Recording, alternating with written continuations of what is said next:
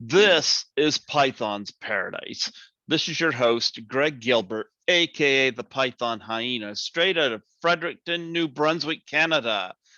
And Woo! yes, and I got a couple of musicians on the show with me tonight that was recommended uh, by a fellow I met through Lisa Langlois in Toronto, Robin Barker, and he recommended I interview the duel of Lost and Profound. I have on the show with me today, we have Terry Tompkins and Lisa Boudreau. I got those right? Yeah, I got it. And New Brunswick names. Those are New Brunswick names. My family's from Woodstock area. okay. There's a lot of Boudreaux. There's probably more Boudreaux than Tompkins, I would say. But, There you go. Cheers to that. Cheers to that. There you go. Well, there we go. And you're in Moncton. No, we're actually about 50 minutes out of Moncton in the middle of nowhere on a river in a little tiny place called Ford's Mills. Okay, you lost me. Have you ever heard of Harcourt, New Brunswick? No. We are in the middle of nowhere. We're in the middle of nowhere. That's okay. We went from Toronto, living right in the city. Why would you leave Toronto? I want to live in Toronto. Well, we did. We lived there for 30 some odd years. Yeah. And it just seemed like it was time to go. It was during COVID, and it wasn't a fun time living in sort of ground zero of everything. And at the time, we had a really nice house. We were really, really happy there. And of course, house prices just skyrocketed. And we'd always known that we'd come back here at some point because we have this land on a river. And we just decided to sell the house at that point and move everything here. So we're still getting used to it. It's a bit of a learning curve. Well, we go back to Toronto too. Like I still have a company in Toronto that I, partner in. And we went to Toronto where we got really bad COVID. We got COVID. We went back On to St. Toronto Paddy's for Day. St. Paddy's Day when I saw your friend Robin, our friend Robin. And yeah, that I'm still recovering. I'm a COVID long hauler, it turns out. You know what? I've lived here my whole life. I'm going to be 50 in July. Mhm. And I would get homesick just going to Moncton or St. John, but as far as I've been is Prince Edward Island. Wow. And what had happened is I had interviewed an actress on my show by the name of Lisa Langlois. And she was on my show twice. And we got talking about travel because she just moved back to Toronto from Los Angeles. And she asked what was stopping me. And she made me an offer I could not refuse, as Marlon Brando would say. She offered me the opportunity to assist her at a horror film convention that she was going to be at. I couldn't say no. Yeah, well, that's too good to pass up. And it was my first time in a plane. I love Porter Airlines. And I gotta say, I got the bug. I like I said, I get homesick going to Moncton or St. John. I go to Toronto. I didn't want to come home. Yes. Yeah, it's such a great city. Yeah, there's lots to do. I miss shows. Yeah, going out to, just all of the culture that's there. Yeah, the cultural scene is amazing. Yeah, I love it. So I met Robin Barker through Lisa Langlois. We went to one of, she would always invite me to stop while I was in Toronto because I didn't know a lot of people. And she's with one of the the primary people I go down there to see. And she was invited to I think it was a Christmas party or something, and with her friend Allison, and they were mutual friends with Robin, and that was how I come to know Robin. Right. And Yeah. I've had him on here twice now, once with his career partner Raphael, because I've been into his salon. That's quite a nice little spot. Oh yeah, he's a legend in Toronto. Yeah. Yep. He really is. He's Yep. been around forever. I remember like seeing, on Much Music, he did the hair and stuff. Like he's kind of certainly he was the rock. He used to be the rock and roll hair guy, like back in the 90s and stuff like that, I think. But yeah, good guy. Yep. So I had him on earlier this year, and he was actually my last guest I had on the show before lockdown, because I used to do these at the station. Oh. And I went the rest of the year. I had no way of doing this. It was actually one of my guests had suggested Zoom. Yeah. So Yeah. I got the bug with Zoom. Yeah. Zoom is thank goodness for Zoom. Yeah. So I've been pumping these out left and right. So Nice.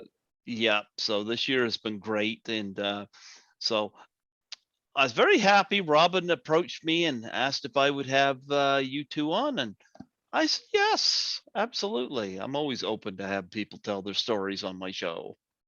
Yeah, we've got some of those. We got stories. Still, I would never have left Toronto. I stayed in Toronto. I love Toronto, but Well, we go back often. Like I said, I've been back. We got here almost a year ago, and we've been back 3 times since then for different events and parties and our show. And so yeah, I still sort of feel like it's home, and I'm getting used to this place now. Oh yeah, and then when we're down there now, because we can live we just get a hotel right downtown, so everything's central, whatever we want to do, it's right there. We definitely miss a lot about it, but life's about change. Change is not always bad, it's often good. And we're playing it by ear. Well, at least in New Brunswick, nobody knows where we are, because nobody knows we exist here. Funny you say that, because when I first met Terry in Calgary in 1982-ish, 1983, 1982. Oh wow. I left here in 1981. I grew up in Moncton, and I left here in 1981 as soon as I had graduated. And the government was paying people's plane ticket to get to Calgary because of the oil boom, because there was nothing going on here work-wise and everything going on there. So I went to Calgary. I put a band together with some friends at the time, and Terry's band was playing on the same bill as my band at an underground club called 10 Foot Henry's. And when we sort of first started chatting, he said, New Brunswick, oh, you live on one of those islands? My geography was terrible. That's okay. Nobody knows. Look,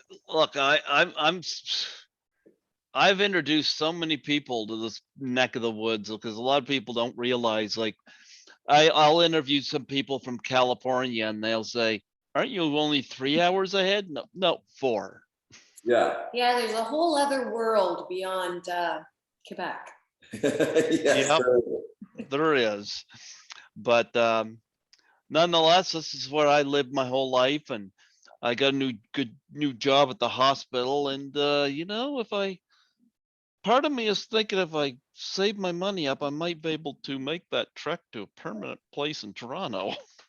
Well, it's a little bit pricey to live there at the moment.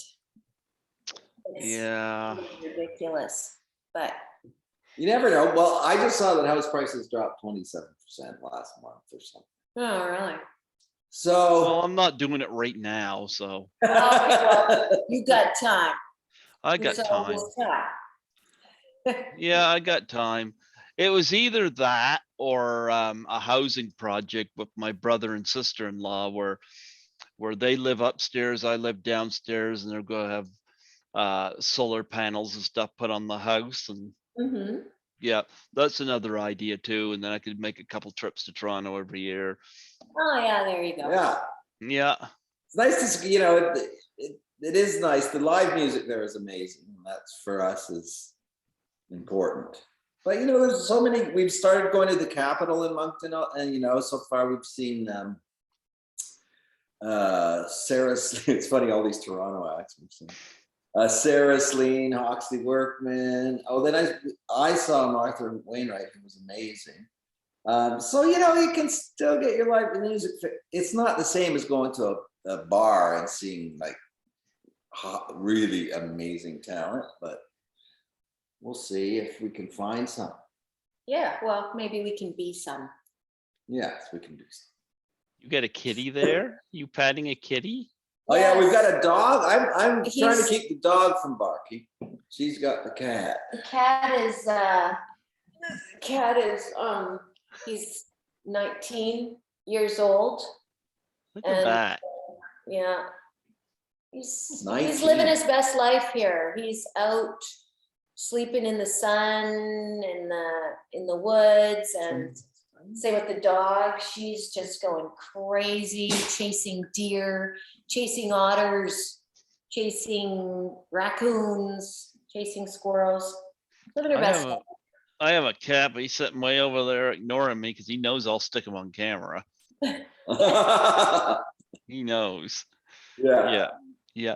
So 1982, you two met. Talk about that. Yeah, well, Was it Well- love at first sight? Come on, let's get some romance going here on this show. well, I didn't like him at all. You're the only one either. I thought he was really, was very egotistical on stage. He kind of had like a punk rock attitude, which I don't have a problem with. Like, I was into punk rock and stuff at the time, but he was just kind of semi-abusive No. to the To the crowd. to the crowd. Well, those were the days. Yeah, well, I was not impressed, put it that way. I loved it. And it wasn't until I went to see his band. Like, I loved his songwriting, but I just didn't like him. And, I'm loving this. She liked me a little bit.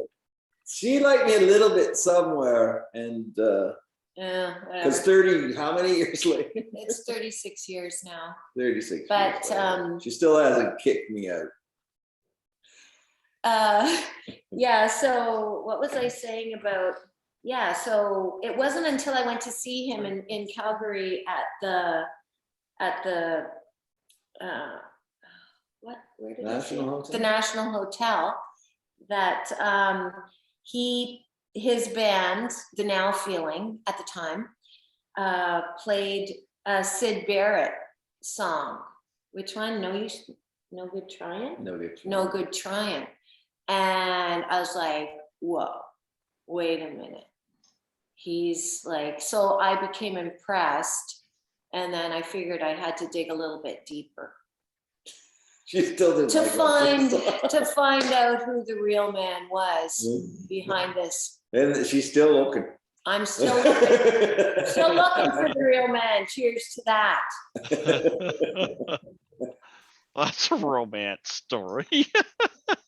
Well, I mean, you can, Terry can maybe tell the sweeter romance side. I have to go close that door. Excuse me for a moment. Okay. Okay, well, Well, Terry, talk about that first kiss then. How did you go from her? it was the I first could. kiss. I think we went to see a band. Was it the Ramones?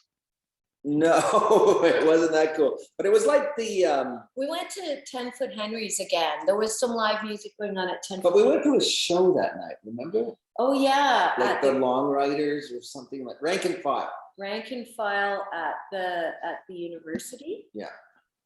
And then there was like an after party at 10-Foot Henry's. And then we were walking, and he just planted a smacker right on me to get it over with, I guess. So that, the awkward first kiss or whatever, it's just like, oh, okay, we're kissing now. So that's. Well, yeah, you want to get that over so you can get to the other stuff. So did you, what was your reaction to it? Were you into it? I liked it. So he wasn't so bad after all. No, by that time I liked him. He was very nice to me, because, he liked me. So it was just his on stage persona that I wasn't really into, So then we formed a band. So then we formed a band after that. We got married and had a child, moved to Toronto from Calgary because it was closer to his parents in Hamilton and mine in New Brunswick. And then we started playing just bluegrass music in the living room, like acoustic bluegrass music at the time. It was just our entertainment, really, because we couldn't go out with the baby. So we had our friends over, tequila, beer, friends, music, and bluegrass. And that's where Lost and Profound was born. Mm-hmm. There. Yep. And so we started playing out in all the sort of alty kind of folk, like coming up at the same time as the Sky Diggers and Andrew Cash, and it was a great scene. Ron Sexsmith. Mm-hmm. Played with him a bunch. Yeah, so it was a very good scene in Toronto at that time, especially around the alt country, alt roots scene. Yeah, this was like part of that. The mid to late 80s, early 90s, where the Queen Street country thing was very big, alt country thing. It was Blue Rodeo. Yeah, Blue Rodeo was coming up. Blue Rodeo was great. Yeah, I remember them. Mm-hmm. Yeah. So who were some of the, I'm going to ask you this both individually because you two were musicians before you met. So who were your influences? I think we have some of the same influences, I mean, the music that I listened to as a kid was my older brother's music, right? Because I have two older brothers, one's 4 years older, one's 8 years older. So there was always records around the house. So I listened to them. So things like, Zeppelin, and my older brother listened to Grand Funk. And there was some Styx in there. Bad Company. And then in high school, and then of course there was all, the AM radio stuff, and there was a lot of live music, live country and bluegrass music as I was growing up here in this very location, in the middle of nowhere by a river, because this is where my parents and my aunt and uncle had cottages. And the 3 cottages that are here, my dad played the spoons, my uncle sang and played acoustic guitar, and the other cottage was where Glenn Carson, who actually grew up as a child prodigy fiddle player, in New Brunswick called Kid Carson, and he used to play on the radio. Anyway, so there was live music like every weekend. So I think, you know, all of my siblings have the music bug, and my mom too. Like my mom said that she used to listen to the radio in the 40s. She lived in the Miramichi, and she used to listen to radio shows from Wheeling, West Virginia, country radio shows. So there's music everywhere. And my dad was a singer, and he played trumpet. And so then in high school, I got into like the Beatles and the Stones and more Floyd and Dylan. And then when we came together, you know, he introduced me to stuff and I introduced him to stuff. So, but we had a lot of the same, like I said, Pink Floyd, Sid Barrett was huge for both he and I in terms of someone that, you know, we grew up on. Well, you know, it's interesting because I remember growing up, and I remember the record stores and all that stuff, you know, and some of the music I grew up. One of the great things about music is where it could take you both emotionally and your imagination, you know. Nostalgia is a big thing. So so when you talk about your brother's record collection and whatnot and what you listen to, that plays into a lot of factors here. Yeah. Oh, for sure. And I remember like my mom and dad had this record, Glenn Campbell and Bobby Gentry. Mm-hmm. And I just remember Bobby Gentry in her go-go boots. She was like super hot, and Glenn Campbell in his baby blue outfit, whatever it was, leisure suit in the 70s. So there was all sorts of different music in my house. Well, here's a question. What instrument between the two of you, which instrument did you first gravitate to? For me, it was always my voice, because I'm the laziest musician there is. I have built-in instrument, and I love that answer. I don't have to work on it. I do have to work on it, but I mean, I can play guitar a little bit. At times I've played guitar better than I do now, and I can play drums a little bit, and at times I wasn't bad at drums, right? Yeah. And I like playing percussive things on stage, but for me it was always voice. Yeah. And I started singing like really young, like in grade 2. I was in one of my music teacher put me in a music festival in Bathurst, New Brunswick. Well, they always put me in timeout. Never got sent any music. Well, mine was piano.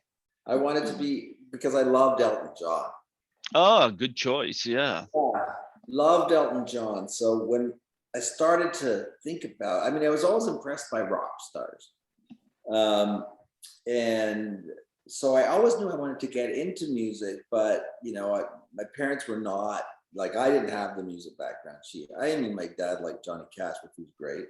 But after that, it sort of, well, went downhill. But anyway, so the first time they were moving from Hamilton, Ontario to Calgary, because my dad moved a lot when I was a kid, so we moved a lot. And I think just to sort of like, you know, make it sound like a better thing, they were like, well, you know what, when we get to Calgary, we're going to give you those music lessons you want it. And I said, okay, great, I want to take piano. Then they looked into it and they realized that piano costed a lot more than a guitar at that point. And they said, well, what about guitar? So I said, okay, great. But then it really played into, I still wish I would have took the piano lessons, but it really led into you know, a lot of my background in folk music and people I loved were all folk musicians. And then when I got into punk rock, you know, it was easy to play punk rock and you could have a hell of a lot of fun doing it. So, you know, it played in, but, you know, I still wonder what would have happened if I got this piano lesson. Well, when it comes to songwriting, does it come easily for you, or is it a struggle? Where's your how does a song come to you? Well, I would say sometimes it just comes out in like a big, you know, you have to pay attention to it, right? And then I'm guilty of not paying enough attention to it. But once you start to pay attention to, okay, I'm going to write some songs now. If you sit down and sort of open yourself up to it, something will come out. And the best songs are the ones that happen really quick, where it's just like, okay, I'm just channeling this thing now. And that doesn't happen that often. It'd be nice if it did. But, you know, and then there are some songs you have to work on, but, you know, it sort of works out in the end. But it's not easy, I wouldn't say, because a lot of the times, especially with what we write and what we do, it's a little on the darker side sometimes. And so, you know, going to those places sometimes, you know, when you're sort of writing about your life or what's happened or stuff, it's cathartic, but it's also a little hard. And it's also revealing, you know. Sometimes I learn things about myself from the songs I write. Shit, you don't even want to know. Well, that is interesting because it's like writers will sit at the keyboard and they just can't stop because stuff keeps coming and coming to them. So absolutely. What about you, Lisa? I'm not really, I've never developed my songwriting at all. I think I'm just chicken and lazy. She's written some good songs. When we first got together, we had the project called the Psychedelic Folk Virgins. And we wrote some songs sort of not together, but at the same time. And I like Lisa's songs a lot. I don't think she gives herself enough credit. I just don't do it. She just doesn't do it. So we don't know what would happen. It's kind of like in this duo, because we're a domestic duo as well, with a couple of children. I mean, they're all grown up now. But when we were heavily, like when we had a record deal and we were making records all the time, and I was sort of, I would kind of keep the domestic thing going and he would write the music. And then after the kids started to grow up, we made a couple of albums where it was like, okay, he's going to start playing a riff and I'm going to grab his lyric book, like where he just like writes. And then I'm going to create a melody with those lyrics. And, you know, we've done a few songs together. That looks good. So, I mean, I should probably give that a go. The songwriting thing. She should. So talk about performing on stage. Were you guys ever nervous doing it, or was that just something that you beat gradually? Oh no, I like it when it goes well, but generally I'm nervous before every show, for sure, 100%. I am a basket case before every show. Oh, I see a mosquito. Mosquitoes are We are getting that time of year. Yeah, here it comes. It's definitely been something that's been a struggle for me, like serious anxiety. I've always struggled with anxiety, social anxiety, talking to people, but stage fright has been really massive for me. And it's not until really You get on stage. yeah, it's not until I get on stage that it goes away. And then you know, some songs go really, really well, and then if you're not vibing with the audience, then you get anxious again, and yeah, so it's kind of a constant, it's a constant struggle Yeah. when you have stage fright. Although when we do our, you know, our Irish band, the Wee Tin Can Band. Yes, what we went back to Toronto to do is our Irish band. We just play with a bunch of friends, so we're not lost and profound. But no, I'm not really nervous about that. Yeah. Because it's really fun. Because we usually play St. Patrick's Day, so the audience is hammered. Oh yeah. And that always plays to our advantage. Yes. You ever have situations like the Blues Brothers have to perform behind chicken wire? No. No. I've definitely played in some rough clubs in my life, both in Hamilton and in Calgary, in the early days of punk. I can remember there was a venue called the Calgarian in downtown Calgary. It was well, we used to call them rubby bars, but I don't think that's politically correct anymore. But they were like hard people in there, like hard people. And I can remember running out of the gig, carrying my amp in one hand and my guitar, and being chased by people till I could finally get, because you left out the alleyway. There's a lot of alleyways in Calgary, and you just had to book it and hope you made it to their actual street. Because why? Because they were going to rip you off or beat you up, or? Oh, they were going to beat me up and rip me off. Good times. Yeah.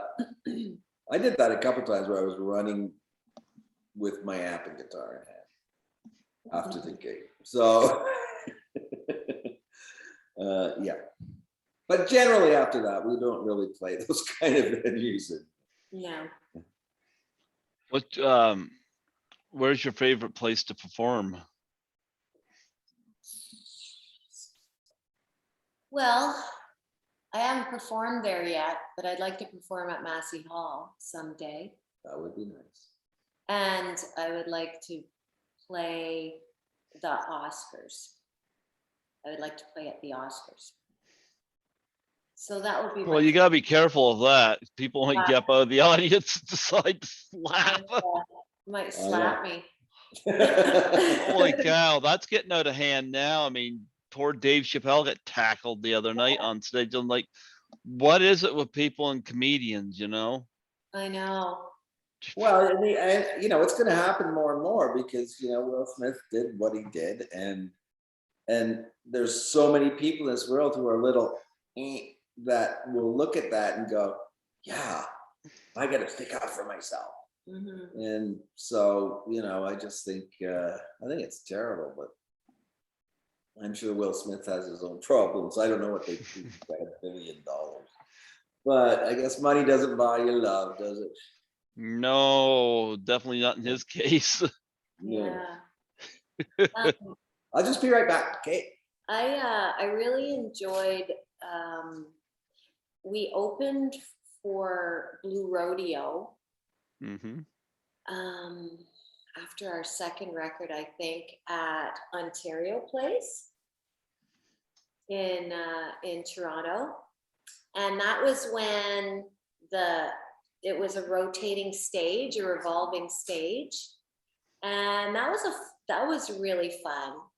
It was kind of it was more of an acoustic show, and we had Bill Bell playing with us, and he had like bass pedals and things, and that was a really fun show. Yeah. Places to play. Yeah, I'm just letting that circle around in my head because when you mention music, you know, I often like, 'cause I've been to a few concerts, you know, and we always have you been to the Harvest Jazz and Blues band here? or the Harvest Jazz Blue here in Fredericton? No, I've never been. Because they have that every year, and I was just pausing here thinking about that because they do that every fall, Yeah. and they have a lot of local bands. It's called the Harvest Jazz and Blues. Okay. They've That's had, cool. yeah, they've had Steve Earle's played at it, and they've No been, way. yep, and they've had, I was gonna say, was it Bob Dylan they had there? Come on. That would be incredible. Don't quote me on that one, but we had a pretty notable name. I've only been down there a handful of times, but they have a lot of local acts, and Mhm. they have like the New Brunswick and whatnot, and they'll always have a bigger name down there as well. And yeah, they do that every year right here in Fredericton. Nice. We've never really been to Fredericton. Well, we did a radio interview there once at the university. Yeah. Yeah. Who is that with? Now that's probably with the It was in station the I'm a 90s. huh? I think it was in the 90s. It would be like 90. 96, 95. No, Oh, it was the first album? it was the second album. So that came out in 94. 94. So it'd be 94. He was a young kid, very nervous kid. Oh, really? Yes. Yeah, it seemed like it was his first interview, maybe. He was very nervous. I mean, he could barely speak, the poor kid, I remember. Yeah. Oh, wow. There was a handful of people from the station that would have been there then, but I don't know if any of them would match that description. Yeah. But Seemed like the first day on the job. Almost. Yeah. But he was a sweet guy. He was a really sweet kid. I've actually never seen anyone I've more never- nervous yeah. in my life. And I mean, We were nervous. we were not exactly, Marilyn Monroe and John F. Kennedy. We were lost and profound, just, pimping our new single, but he was just a very nervous young kid. and the label guys that were with us too were no help. No, they couldn't stop giggling. And oh, so, wow. so I'm sure that was intimidating him too. Yeah. But nice campus. But that's the only time we've been to Fredericton. And I want to hear more about that festival because Yeah. we need places to see play. we need places to play, and we need to see live music. Mhm. Harvest Jazz and Blues. It happens every fall. Well, we're Nice. not really jazz or blues. No, they do everything. They do everything. Yeah. Okay. Yeah, you could go there. All right. Yeah. Steve Earle, he's not jazz or blues. Yeah, I guess it could be slightly bluesy, but you're right. He's not jazz or blues. I find a lot of festivals have that now where it's jazz and blues or it's a blues festival, but they have every genre. Mm-hmm. Well, not every genre, but maybe every roots genre. Mm-hmm. So where I like the name Lost and Profound. Where did that come from? We had a wonderful guy in our band who went by the name of Bartok Guitar Splat. And I believe that was his. Yeah, this was in the very early days when we were just sitting around playing bluegrass music, and he played the dobro, lap steel, and his name is Rodney Brent. He's from Calgary. He lives in Calgary now.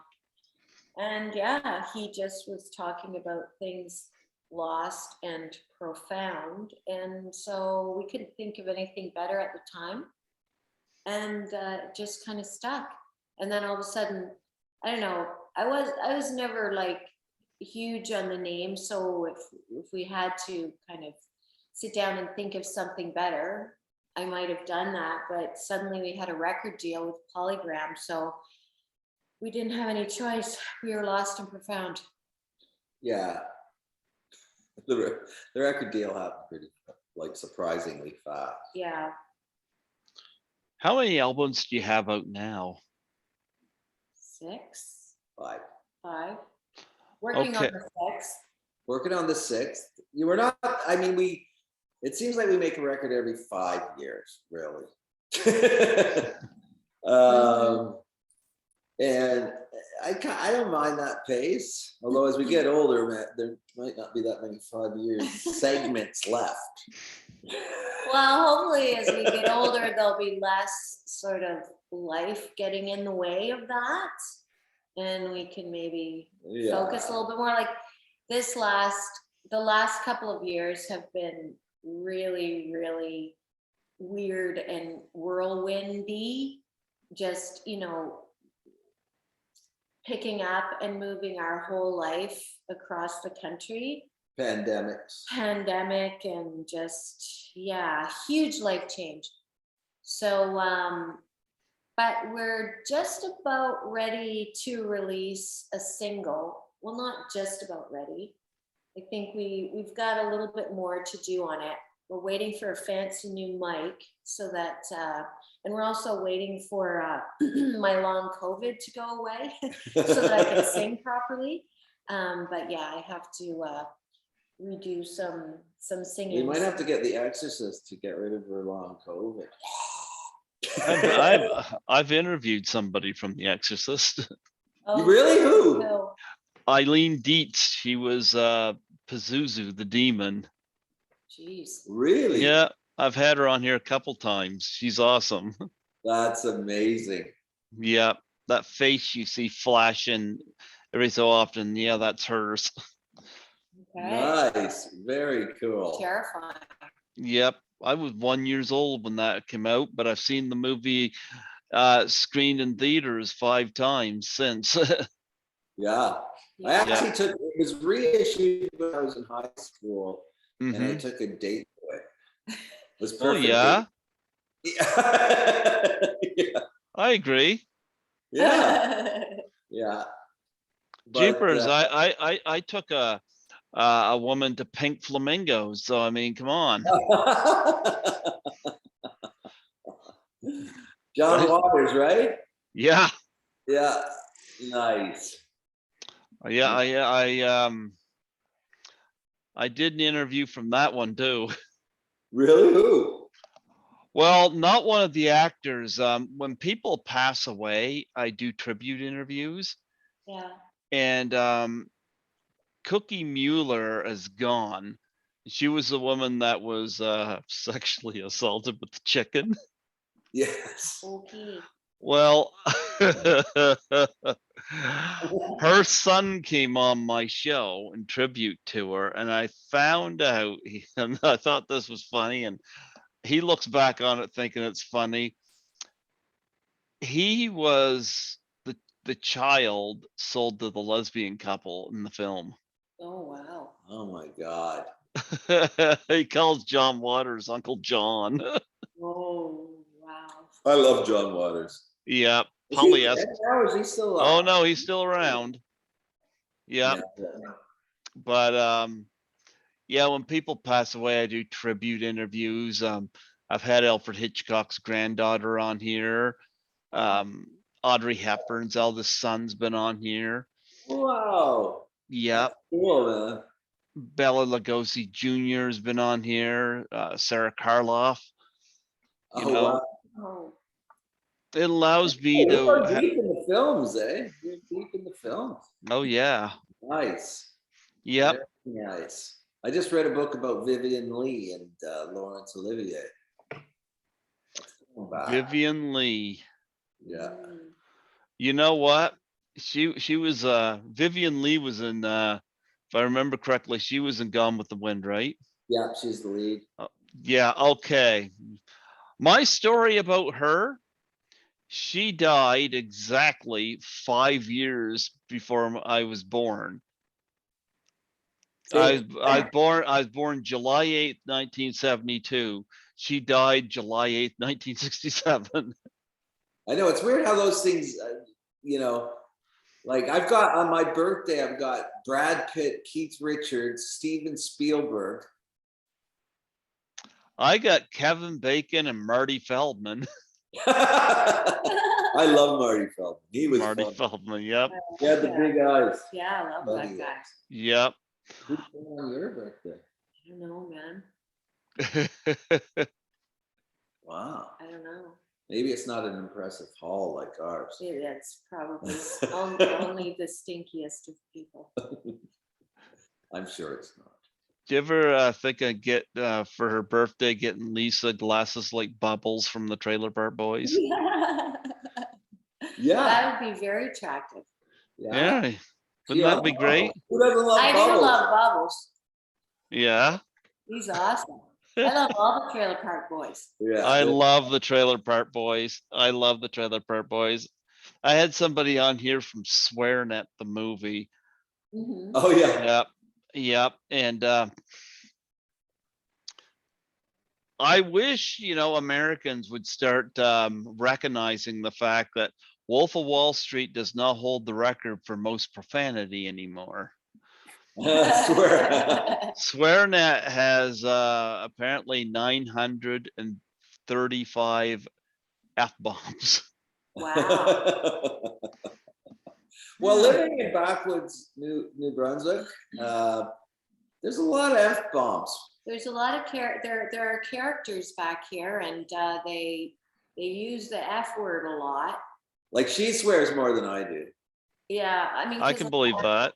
I'm from here, and yeah, I can use an F. I swear more than my children, my grown men children, I think. Or certainly I swear more around them than they do around me. Yeah. Oh,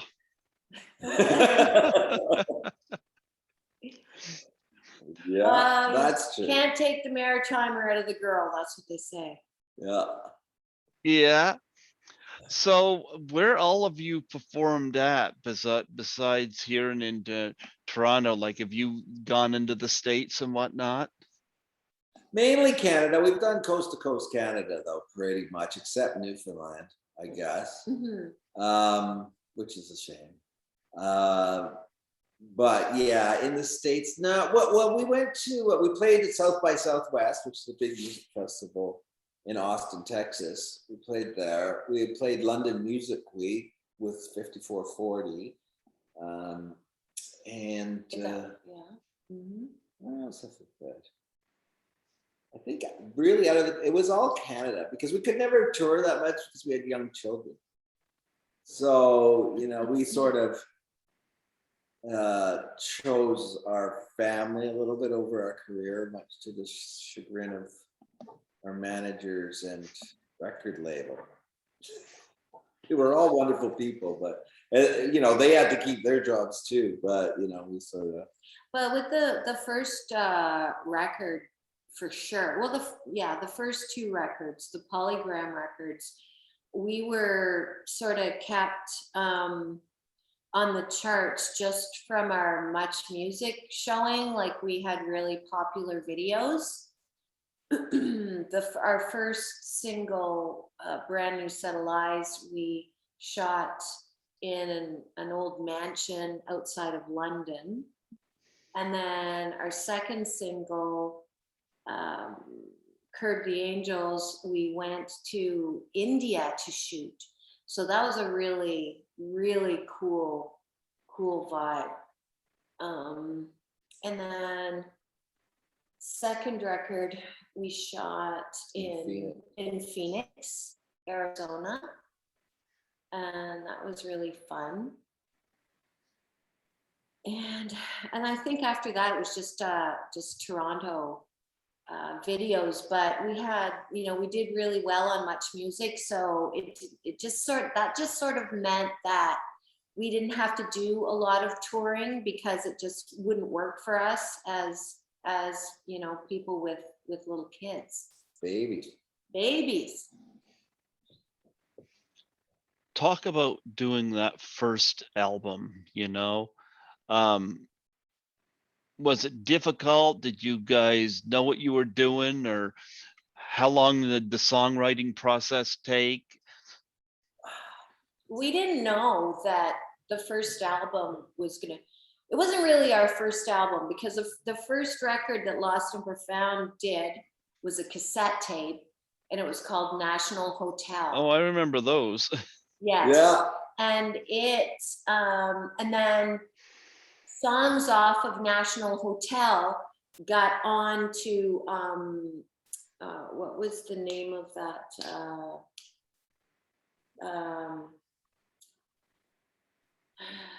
There was a record that came out and it had all of the people from that Toronto scene. Moose Records. Moose Records. So yeah, so a couple of our songs, or one of our songs, got on there, and then the guy who was head of Moose took it to Polygram, and by the time he took that cassette to Polygram, we were almost finished a record in the studio, and we didn't have any inkling that it was going to turn into anything at all.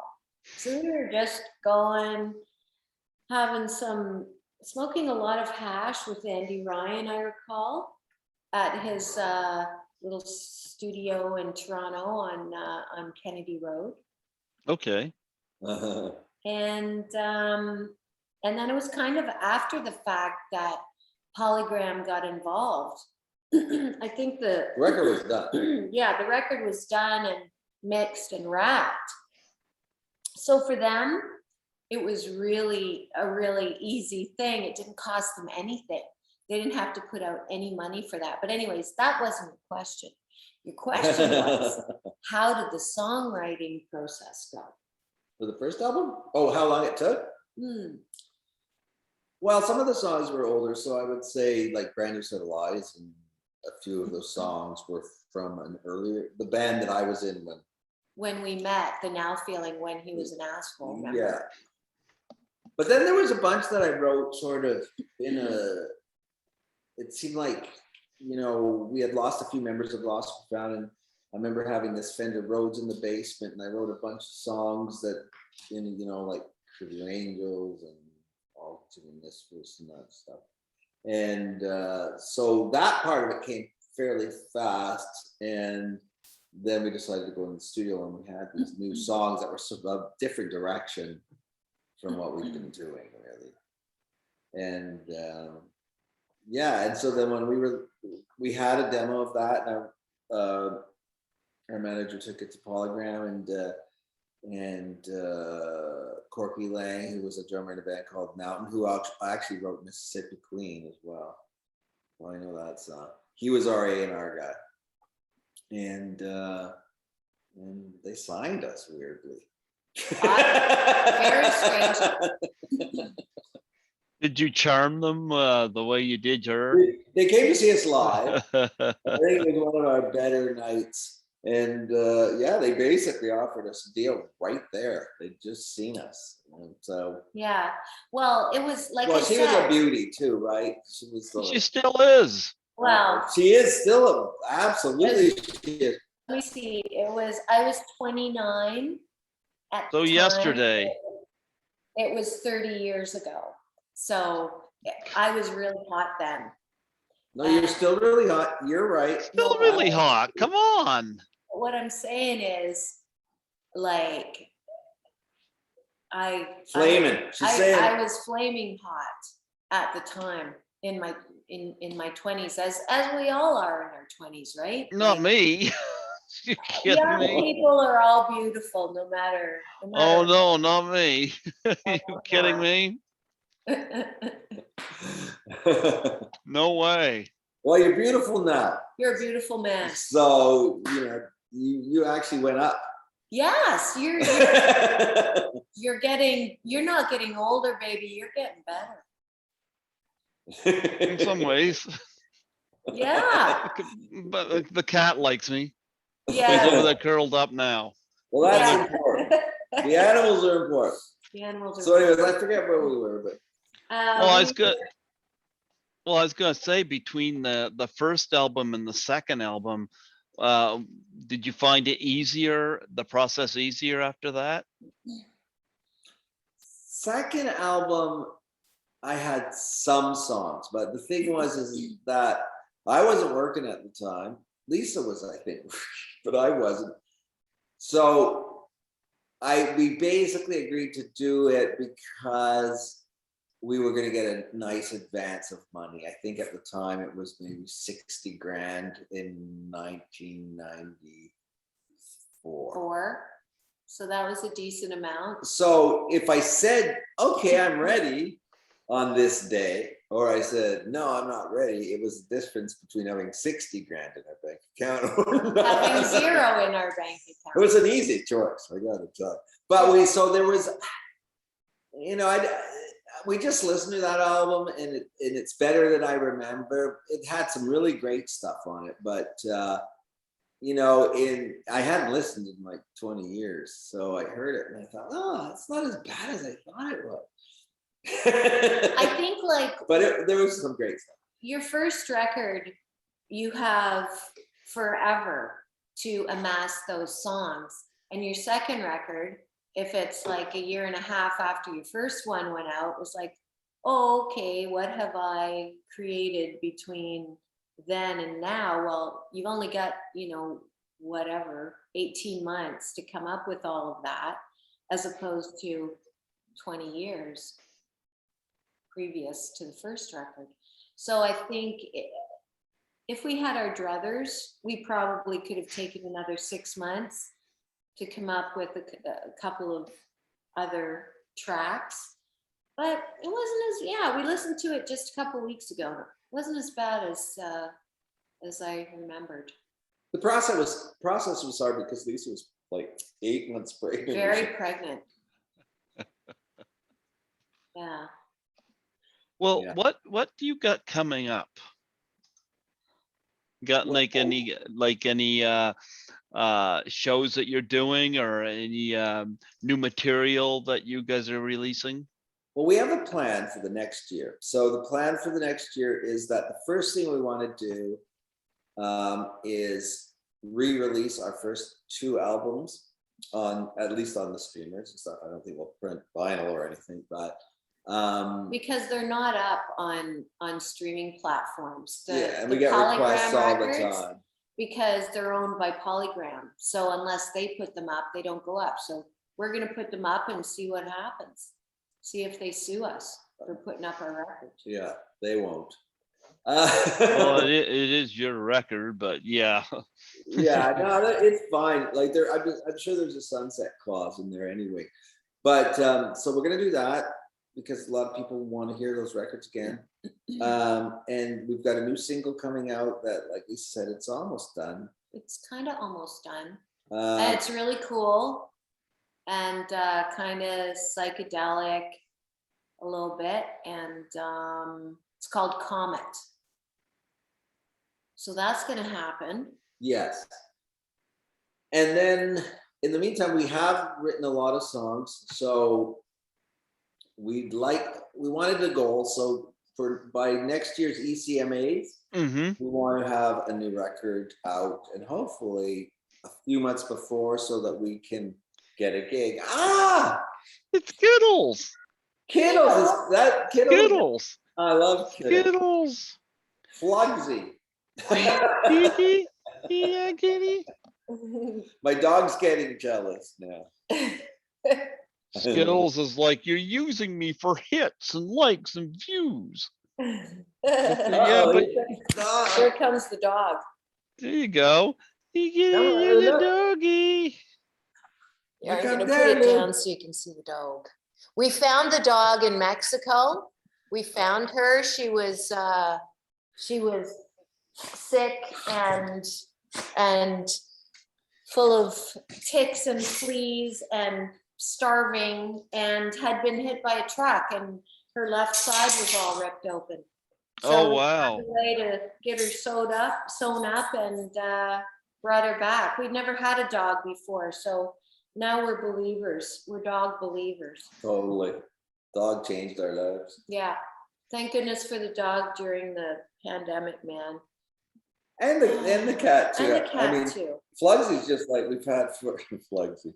People make fun of me because the cat's named Flugsy. But Flugsy is like, yeah, like you say, 19, which in kitten years is like 140. Yeah. He's so old. He's got kidney disease. He's got arthritis. But Still rocking it though. since we've been giving him his pain pills, he's so much nicer. He's so chill. I can't wait to get my pain pills. He'll be nicer then. There you go. Maybe So I don't that's know, how. we've got a bit of a rambling interview, but we're going.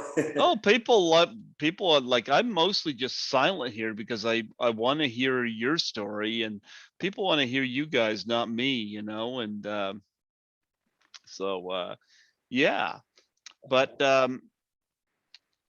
you guys got a web page or any social media where people can look up your stuff? Yeah, we've got lostandprofound.ca. Mm-hmm. You can actually get our music on that site.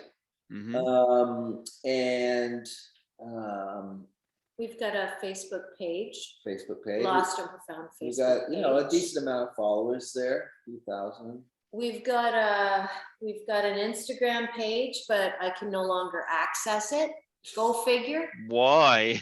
I don't know, man. I don't know how to get back into it. We're terrible. And like for our last album, we had hired a PR company and everything, and everything was beautiful. We had this wonderful way to communicate with our fans. And then everything sort of started to. And then I couldn't up. get into my Lost and Profound Instagram anymore. I was like, yeah. When we get some new material out, then I guess I'm gonna have to figure out how to get back in. Well, you're not gonna let that person do it. Well, yeah, I guess I could go find that person. Who, our web guy? No, the person who was helping us with promo, Bonnie. Wasn't it Ariel Hyatt? Yeah, Ariel Hyde, who had Bonnie. Oh yes. Bonnie Okay, Burger. this is what we do. We're jamming here. We're jamming. Do you guys have any charities that you guys want to plug and promote that you guys are involved with?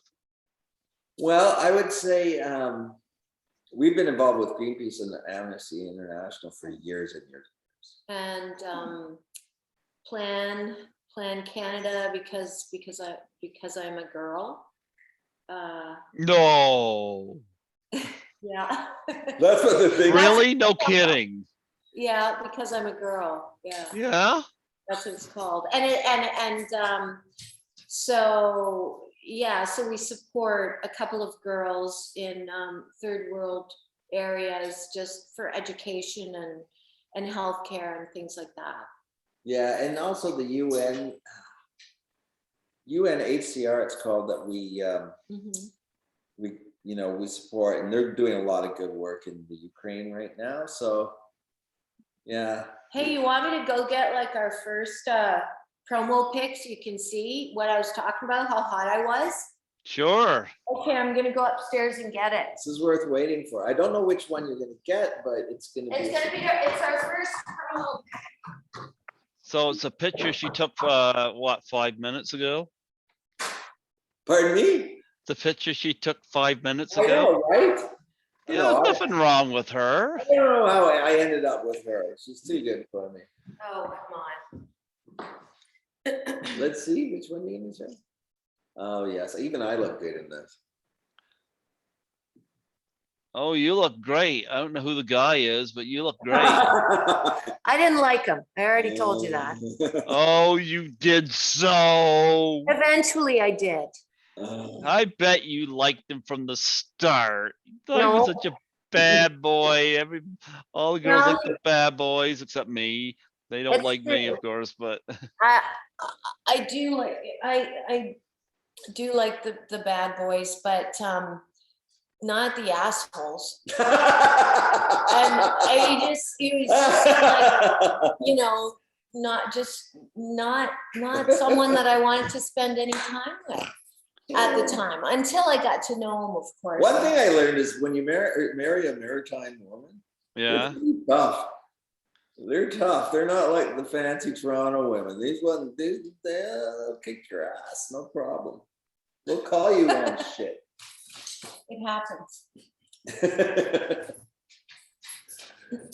So anyways, yeah, that's our plan, is for the next year is to get an album out prior to ECMA and you know, have our first. We like our single. We think the single's going to be really good. Our son's a super talented mixer, so he's mixing it, and yeah. So we have a plan. We have a plan. I mean, we are stoners, so sometimes the plans take a little longer. Oh, do you want to see? Do you want to see Terry's Emmy? Sure. Terry won an Emmy. Yeah, I want to know. Tell him about that. I have a company, like I was saying, and we're called, well, now we're called Pop Sound, but for years we were called Eggplant. So it's a company that does music for animation. Mm-hmm. So we started in not 90. When did I start? Like 2003, 2004.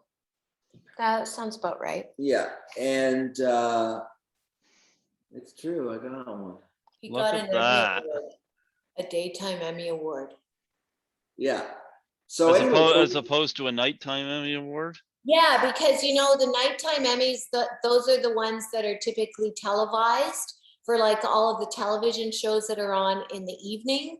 Mm-hmm. But the daytime Emmys are typically about cartoons and soap operas, and that's what Terry's company writes music for cartoons. So that it was the daytime Emmy Awards. Anyways, I just don't think that there's that many people in Fords Mills, New Brunswick, with an Emmy on their mantle. You know what I'm saying? I don't have an Emmy on my mantle. Got a cat on my bed though. Close Yeah. enough. Yeah. I got a lot of cat hair and dog hair laying around, and an Emmy on my mantle. You know, since you're such a film buff, I know I have a decent friend that I worked with in LA who runs this podcast called Dearly Departed. But he knows everything about films and underground films. So I did a TV show with him where I was the producer of the TV show called Hollywood Death Trip. Uh-huh. Yeah, his name's Scott Michael, and he runs a thing called Dearly Departed down in LA. So it's a tour. I think you would get along great with him because he knows his shit, and he knows every house where there was a murder in LA or a movie star, you know, did this or that. He knows everything. Scott. Oh, we don't want to know where the murders are. Oh, I went to a company. But anyways, he knows all, like John Waters and all that stuff. Yeah, we all want to know where John Waters lives. That must be a popular house on Halloween. There's a really great doc now about Warhol, Andy Warhol, and John Waters is in it quite a bit. I don't doubt that. Yeah, they were pals apparently. Mm-hmm. So, anything else, or are we? Yeah, we're just about ready to wrap up. But when are your plans for your 7th album? Well, yeah. So I think that we want to get something out before the ECMAs in 2023. So between now and then, hopefully a single every few months, and then put it together in an album. And rock it to the top again. There you go. And then maybe another Emmy. Maybe. There you go. We want an Oscar, so we need to find a great music supervisor. Well, you gotta be careful at the Oscars. People get up on stage and start slapping and all that stuff. I know. It's terrifying. Yeah, it's getting bad. Chicken wire. We'll play behind chicken wire. Hey, that's worked for the Blues Brothers. Yeah. Well, I enjoyed having you guys on here today, and I appreciate Robin Barker hooking us up. And yeah, you gotta get down to the Harvest Jazz Blues. We're coming. Yeah, absolutely. Mm-hmm. But before I Show let us you, around. huh? You can show us around. I can. Yeah, if I'm off and available. Jippers. Well, I you suppose just did like 3 shifts in a row or something, didn't you? I did a couple nights ago. I did 11 till 7 in the morning. Yeah. Then I did the following day. I did 4 to 12. Jesus. Oh my God. And then I had another spot for another job that I had to stop by and do because they didn't have somebody filled in there. So I went by and did it as a favor. Sheesh. And then I got up this morning 8 to 4. Oh. Jesus Christ, you're gonna kill You need yourself, a nap, man. buddy. You need a nap. I do. But I'm enjoying got to do a couple of interviews when I get home, and Good. Skittles says that he gets the sleep that I don't get. That's his version of teamwork. Well, we are praying for you to get more sleep. Yes, that will be our prayer for this evening. That Greg gets more sleep. Greg needs sleep. Oh, Greg gets lots of sleep whenever the time permits it. But yeah, that's funny because I watch me and I look like my eyes are closed on here. It's funny. Yeah, well, I thought you looked a little tired, but I'm not one to speak. I always look tired. But or either that or I thought you were stoned. Yeah, we just thought you were baked, man. We just thought you were baked. I'm a big fan of the Big Lebowski, but I don't smoke, let alone do that. No, I wasn't sitting here dozing off. Okay. I'm not that disrespectful, but I have been when I do interviews. Often I try to think ahead to the next question I'm going to ask. So oh no, for sure. Oh yeah. Yeah. But I think it's interesting though because I don't get a lot of people in the Maritimes on the show. I've had a few. Because I like to open my podcast up to anybody. It's got a story. And and you guys of course won an Emmy, and so that's thumbs up there. Yeah, there might be more. Who knows? I still do that. So I don't know. I kind of like the whole idea of how you managed to charm her. After she spent a good 5 minutes talking about what an asshole you was when you met. Well, you gotta tell it like it is, right? I don't begrudge her the truth. I just got my first New Brunswick mosquito bite of the year. During this interview? They love me. Yeah, they do. First of many. Oh, frig, I hate mosquitoes. Yeah. Not a big fan of those. That's one thing about summer. Yeah. Yeah. They go for her though. They don't go for me so much. I think my blood's tainted. Or maybe they think you're an asshole. It's possible. That's what I am an asshole to them for sure. I wish they thought I was an asshole. Stay away from me, It works. Yeah. Oh yeah. But when this is done, I'll the link is ready. I'll send you guys a copy of it. It'll be unlisted on YouTube for a while because I don't put them up public right away. Because I learned from my former station manager before she retired that save some for a rainy day. And when COVID hit, that became the rainy day. Yes. Because the station went into lockdown and I was lucky enough to have about 150 interviews in my backlog. Nice. But I always send the link to people unlisted, and they can post it wherever they want to, and that way, people can see it and Yeah. whatnot. And then when I'm ready to put it out there, it goes. Good to go. Nice, man. All Good to right. go. All right, well, keep us in the loop, and if we get to Fredericton, we'll send you a message. If you got time, we'll meet for beers. Absolutely. Yeah, see, oh my, I can't believe what I'm going to suggest here. See what she's like when you get too many beers into her. See whether she still thinks you're the asshole. Oh, Oh, yeah. Oh, yeah. No. That, Oh, yeah, no, you don't want then the stories will flow. that. Well, folks, we've been talking to Lost and Profound, and joined by Skittles periodically, and a dog and a cat, and a mosquito. Yes.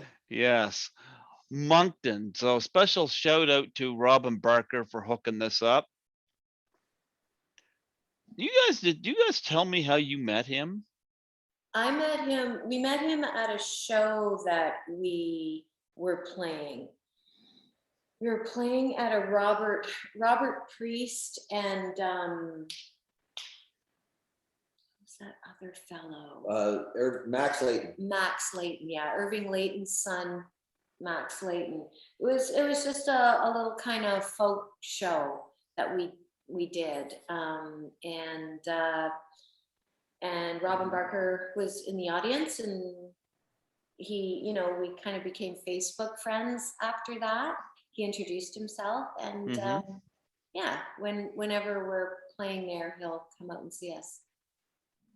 Well, feel free to add me on Facebook, both of you, and yeah, absolutely, yeah, absolutely. No, I was glad that he hooked us up, and I was glad to have you two on here. It was a lot of fun, and I hope things. I wish you guys the best in the future, and I hope you guys get down to Harvest Jazz and Blues. You'll have to look that up online. I don't know when it is this year, but in fact, there might even be more than one. I don't know for sure. Don't quote me on that, but We'll look it up. you look it up, Anyway, before I let you two go, I'd love a plug for my show. Yeah. Just to state who you are and that you're Lost and Profound. And say you're listening to Greg Gilbert on Python's Paradise. I'm Lisa, and this is Terry. And we're Lost and Profound, and you're listening to Greg Gilbert on Python's. I'm going to try that again. He's being the asshole again.